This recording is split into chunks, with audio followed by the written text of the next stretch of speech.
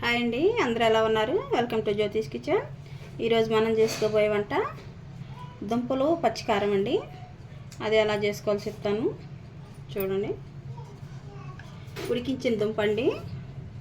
అలాగే ఒక 5 పచ్చిమిరపకాయలు తీసుకున్నాను, ఒక ఉల్లిపాయ, కొంచెం కరివేపాకు, పోపు దినుసులు, చిన్నవి అల్లం ముక్క, ఒక 5 వెల్లుల్లి రెబ్బలండి, పసుపు, ఆయిల్ అండి, అలాగే మనకి సాల్ట్. ఎలా చేసుకోవాలో చూద్దామండి. స్టవ్ వెలిగించుకుందామండి, కళాయి వేసుకుందాం, ఆయిల్ వేసుకుందామండి. ఒక 2-3 స్పూన్లు సరిపోయిద్దండి. మనం ఉడికించినవి కాబట్టి అవి పెద్దగా ఫ్రై అవ్వాల్సిన పని ఉండదు. కిందండి మనం పోపు దినుసులు 1 స్పూన్ వరకు వేసుకున్నాం. అలాగనే ఉల్లిపాయ,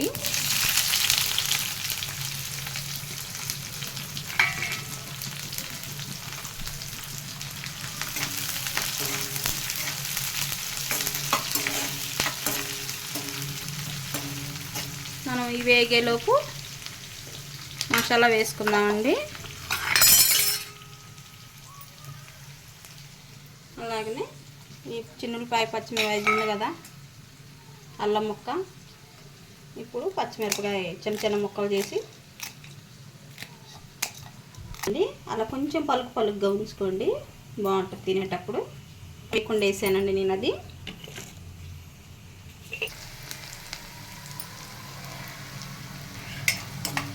ఉల్లిపాయ వేగుతుందండి, ఇది బాగా వేగిందాక ఉంచుకుందాం, లేకపోతే తీపి వచ్చిద్ది. లైట్గా వేగితే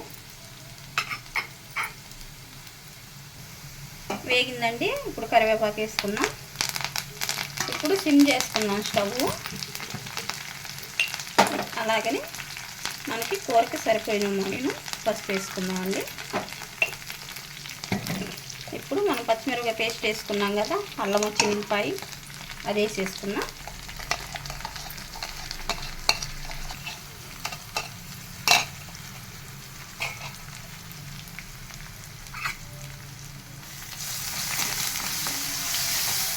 ఇది పచ్చి వాసన పోయిందాక వేసుకున్నామండి.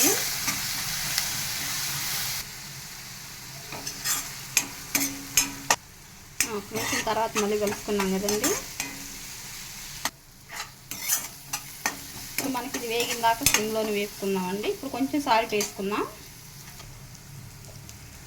కొంచెం అంటే మనకి కూర సరిపోయేటట్టు వేసేసుకుందామండి. ఇప్పుడే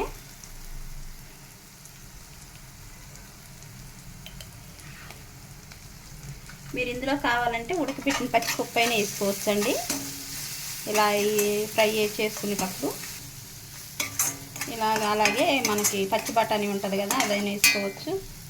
మీరు పొద్దున్నే పిల్లలకు బాక్సుల్లో ఒలికిపోకుండా ఉంటుందండి. ఇలా చేసుకుంటే పిల్లలు కూడా చాలా ఇష్టంగా తింటారు. కలర్ఫుల్గా ఉండిద్ది కదా. మా మమ్మీ అలా చేసింది, ఇలా చేసింది చెప్పుకుంటా కూడా తింటారండి పిల్లలు. ఇప్పుడు వేగిపోయిందండి. ఇది మనం దుంప వేసుకుందాం ఉడికించిని.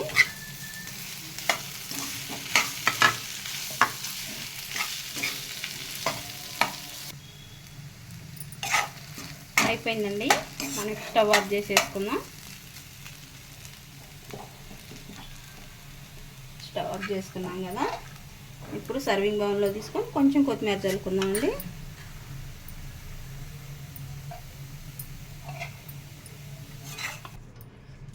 అయిపోయిందండి. బంగాళదుంప పచ్చికారం కూర రెడీ. ఎంత రుచికరమైన బంగాళదుంప కూర అయిపోయిందండి. బంగాళదుంప పచ్చికారం కూర రెడీ అయింది. మా వంట కనుక మీకు నచ్చినట్లయితే లైక్ చేయండి, షేర్ చేయండి, సబ్స్క్రైబ్ చేయండి. మా వంట ట్రై చేసి తప్పక కామెంట్లో తెలియజేయండి. థ్యాంక్ యూ అండి. చేయండి. మా వంట ట్రై చేసి తప్పక కామెంట్లో తెలియజేయండి. థ్యాంక్ యూ అండి.